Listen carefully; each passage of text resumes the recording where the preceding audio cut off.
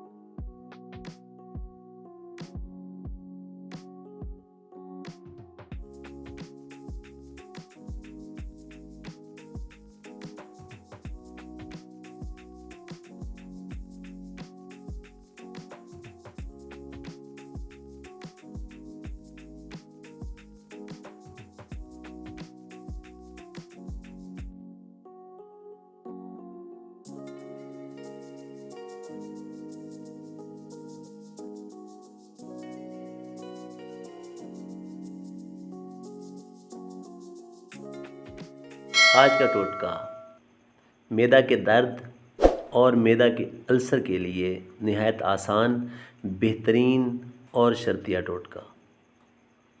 मैदा के अमराज बहुत ज़्यादा बढ़ गए हैं।